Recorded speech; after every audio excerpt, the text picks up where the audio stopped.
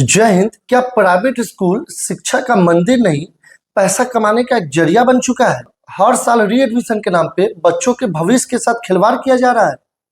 हो सकता है ये मुद्दा किसी के लिए इम्पोर्टेंट हो सकता है, गंभीर हो सकता है, और किसी के लिए मजाक और बकवास हो सकता है, लेकिन अगर अब भी आवाज नहीं उठाया गया तो शिक्षा अमीरों तक ही सीमित रह जाएगा। मेरा कहना है कि बच्चा जब उसी स्कूल में पढ़ता है तो हर साल री एडमिशन के नाम पे फी क्यों लिया जाता है भाई? वो भी मोटा मोटा रकम। किताबें मुझसे लेना है। किताबों क्या, वो किताब जो रहता है क्या 4,000, 3,000, 5,000 का रहता है? 5-6 किताब 5,000 का आता है क्या? जिसमें 20-50 पेज पढ़ना है वो 5,000 का आता है क्या? कॉपी मुझसे ही लेना है, ड्रेस मुझसे ही लेना है। ये क्या मजाक नहीं है तो क्या है? बहुत सारे लोग बोलेंगे भाई तुम्हारे पास पैसा नहीं, मत पढ़ाओ, क्यों ये फालतू बात कर रहा हूँ। मैं फालतू बात पढ़ाने की बात नहीं कर रहा हूँ, मैं इसको उजागर करना चाह रहा हूँ, और प्रशासन और एमपी एमएलए साहब जो हम लोग चुन करके भेज सकते उन तक मैं ये बात पहुंचाना चाह रहा हूँ, गरीबों का समस्या पहुंचाना चाह रहा हूँ कि भाई जो लोग कम कमाते हैं, जो लोग थोड़ा गरीब है, मिडिल क्लास के लोग हैं, और वो चाहते हैं अपने बच्चों को अच्छी शिक्षा देना, तो कैसे देंगे? कहाँ से लाएंगे 5,000 रुपए का एक बार में किताब? कहाँ से लाएंगे 200 रुपए मीटर वाले का कपड़ा? 500 रुपए, 1,000 रुपए मीटर के हिसाब से उसका बिल देंगे? कहाँ से वो री एडमिशन के नाम पे 5-5 हजार रुपया, 2-2 हजार रुपया देंगे? क्या ये मुद्दा फालतू और बकवास है? क्या जो लोग भी चुन करके जाते हैं, क्या आप लोगों को ये समझ में नहीं आता है कि ये मुद्दा बहुत बड़ा है? क्यों ऐसा होता जा रहा है? क्यों सरकारी स्कूल के टीचर का बच्चा प्राइवेट स्कूल में पढ़ता है? इसलिए कि सरकारी स्कूल में अच्छी पढ़ाई नहीं होती है। प्राइवेट स्कूल टीचर के पास उसका सैलरी अच्छा, वो अपने बच्चे को अच्छे स्कूल में पढ़ा सकता है। और 1.5 महीना गर्मी छुट्टी, अरे मान लिया कि गर्मी छुट्टी है, आप पैसा लोगे तो सिर्फ क्लास का लोगे कि वो जो बस जो जाता है बस का भी आप चार्ज करोगे बिना गए हुए? चलिए, अगर 2 दिन 4 दिन छुट्टी है तो चलेगा। अगर मान लीजिए 1 महीना 1.5 महीना की छुट्टी आप देते हैं, ठीक है, समस्या नहीं, आप देते हैं, कोई बात नहीं। सिलेबस छोटा होता है, बच्चे को आराम भी मिलना चाहिए, गर्मी में बच्चे को दिक्कत हो सकता है, उससे मेरा कोई एतराज नहीं है। लेकिन आप बस का पैसा क्यों लेते हो? आप जो आपका स्कूल का चार्ज मान लिया वो लीजिए, क्योंकि जो लोग पढ़ाते हैं उनको भी तो तनख्वाह मिलनी चाहिए, क्योंकि बैठ करके वो रहेंगे नहीं। अगर बैठ करके रहेंगे तो उसका फैमिली कैसे खाएगा, वो मानते हैं। लेकिन बस का पूरा पूरा चार्ज लेना, क्या आपका डीजल नहीं बचता है? क्या आपका पेट्रोल पूरा लग जाता है उसमें? हम मान लीजिए थोड़ा 50% ले लेते चलता, कि हाँ उसके जो गाड़ी ड्राइवर है, हाँ उसमें जो खलासी है, जो लोग वर्कर है, उसको भी तो पैसा चाहिए, तो ठीक है। लेकिन आप पेट्रोल डीजल तक का पैसा भी नहीं छोड़ते हैं, पूरा पूरा पैसा वसूल करते हैं। 1.5 महीना गर्मी छुट्टी है, पूरा पूरा पैसा वसूल करते हैं। क्या ये मजाक नहीं है तो क्या? ठीक है, जो लोग पैसा कमाते हैं, जिन लोगों के पास अच्छा खासा पैसा है, उन लोगों के लिए छोटी बात है, 700-800 रुपया कोई बड़ी बात नहीं है। लेकिन जो लोग दिहाड़ी मजदूर है, चाहते हैं अपने बच्चे को अच्छी शिक्षा देना, अभी वो नहीं दे पा रहे हैं और अपनी समस्या को समझ रहे हैं, फिर भी वो चाहते हैं कि मेरे पास पैसा कम है, मैं अच्छा शिक्षा दूं। जैसे मैं भटक रहा हूँ, 400 रुपया 500 रुपया दिहाड़ी मजदूर खट रहा हूँ, सारा सारा दिन गर्मी में भी खट रहा हूँ, मेरे बच्चे को ना खटना पड़े, क्या उसका ये सोचना गलत है? क्या उसको हक नहीं है अच्छी शिक्षा लेने का? तो परेशानियां तो बहुत है, सब लोगों तक है। ये नहीं कि मैं बोल रहा हूँ, सब लोगों को मालूम भी है, सब कुछ मालूम होते हुए भी लोग अनदेखा कर रहे हैं। मैं आप लोगों से हाथ जोड़कर रिक्वेस्ट करता हूँ कि आपके पास मोबाइल फोन है, आप अपने बच्चे को पढ़ाते हैं, आपके पास सोशल मीडिया अकाउंट भी है, आप अपना वीडियो रिकॉर्ड कीजिए, या वीडियो में आप साई हैं, आप शर्माते हैं, तो आप लिख करके अपनी आवाज उठाइए। क्या 1.5 महीना छुट्टी है, फिर भी मैं बस का पैसा क्यों दूं? क्या किताबों का उतना मोटा रकम मैं क्यों दूं? क्या यूनिफॉर्म आपके शॉप से ही खरीदना जरूरी है? क्या जिस शॉप को आप ऑथोराइज करते हो वहीं से मैं यूनिफॉर्म क्यों लूं? जो ड्रेस आपका कोट है वो कहीं और से मैं क्यों ना बनवाऊं? री एडमिशन का पैसा क्यों?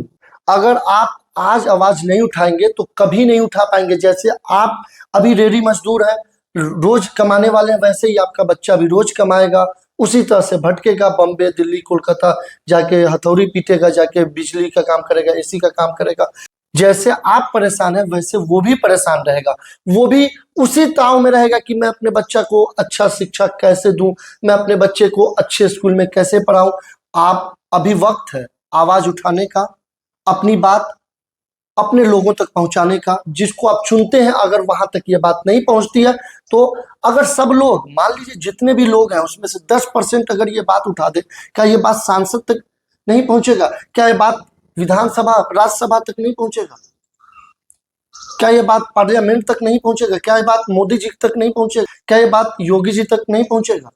पहुंचेगा, जरूर पहुंचेगा। सोशल मीडिया आपका पावर है, अगर आप आज आवाज नहीं उठाएंगे, जैसे आप अभी दर दर भटक रहे हैं, वैसे आपका बच्चा भी दर दर भटकेगा। क्योंकि सरकारी स्कूल के टीचर का बच्चा पढ़ेगा प्राइवेट स्कूल में और आपका बच्चा पढ़ेगा सरकारी स्कूल में। क्यों? क्योंकि आपके पास मोटा रकम देने के लिए पैसा नहीं है, आपके पास 5,000 का यूनिफॉर्म खरीदने के लिए पैसा नहीं है, क्योंकि आपके पास रीएडमिशन करवाने के लिए मोटा चार्ज देने के लिए पैसा नहीं है। ये शिक्षा में रुकावट नहीं हो सकता है अगर आप अपनी आवाज आज उठाएंगे। एक गरीब परिवार का जो भी गार्जियन होता है अपने बच्चे को अच्छा शिक्षा देने के लिए दिन रात मेहनत करता है, लेकिन बढ़ती फीस, बढ़ता बुक का कीमत, बढ़ता यूनिफॉर्म का कीमत, रीएडमिशन के नाम पे पैसा चार्ज करने का मोटा। तो भाई अभी एडमिशन का सीजन चल रहा है, अभी रीएडमिशन के नाम पे भी मोटा पैसा वसूली किया जा रहा है, फिर अब किताबों के नाम पे भी मोटा पैसा वसूली किया जाएगा और या जा रहा है, फिर आपको ड्रेस के नाम पे भी मोटा पैसा वसूली किया जा रहा है।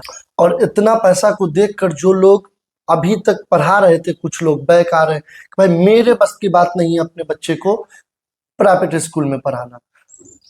तो बस एक ही रिक्वेस्ट है मेरा हाथ जोड़ के आप लोगों से कि आप अपनी आवाज़ सोशल मीडिया के जरिए रिकॉर्ड करके उठाइए या फिर लिखकर उठाइए, लेकिन ज़रूर उठाइए और टैग कीजिए आप बिहार से हैं या आप किसी भी स्टेट से हैं, वहाँ के शिक्षा मंत्री को, और साथ ही साथ सेंट्रल के शिक्षा मंत्री को, साथ ही साथ मोदी जी को आप टैग कीजिए। आप बिहार से हैं, बिहार के सीएमओ ऑफिस को टैग कीजिए। आप राजस्थान से हैं, राजस्थान के सीएमओ ऑफिस को टैग कीजिए। आप फेसबुक पे डालिए, आप इंस्टा पे डालिए, आप ट्विटर पे डालिए, आप यूट्यूब पे डालिए, हर जगह डालिए, आपके पास ये ऑप्शन है। अगर आप ऐसा नहीं करेंगे तो मुझे मालूम है कि आने वाले समय में शिक्षा सिर्फ अमीरों की जागीर बनकर रह जाएगी।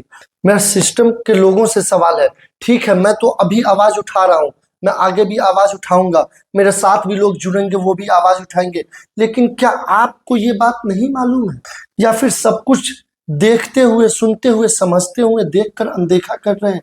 मेरा आप लोगों से भी रिक्वेस्ट है कि जो लोग सिस्टम में है, प्रशासन में है, आप लोग भी इसको सोचिए, समझिए, गरीबों के बारे में सोचिए। आप भी सिस्टम में आए होंगे, आप भी यहाँ तक पहुँचे होंगे, हो सकता है आप भी एक गरीब फैमिली से होंगे, आपके भी पढ़ाई अच्छे से नहीं हो पाई होगी, लेकिन जैसे तैसे आप यहाँ तक पहुँच चुके हैं। क्या आप नहीं चाहते कि आपके जैसे लोग भी आप तक पहुँचे?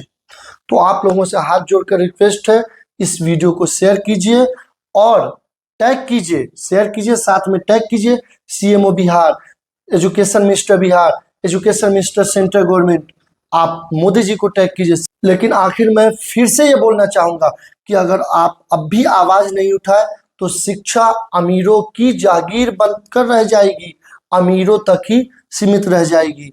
जय हिंद।